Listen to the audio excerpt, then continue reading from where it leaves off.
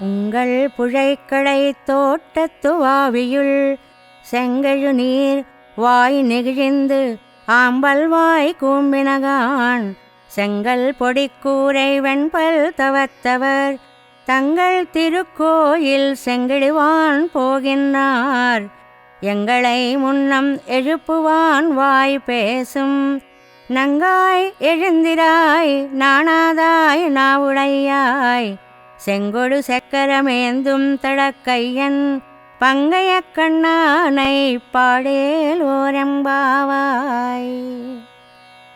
ఈ పాసురంలో గోపిక నేనే ముందు లేచి అందరినీ లేపుతాను అని అంది. కాని ఆ మాట మర్చిపోయింది.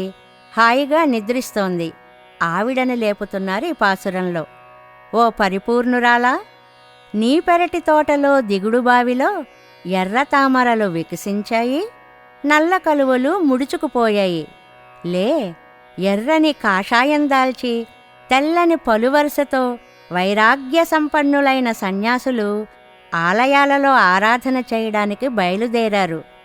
మమ్మల్ని ముందుగా వచ్చి లేపుతాను అని మాటిచ్చావే, మర్చిపోయావా? సిగ్గులేదా? నెరజాణవిలే.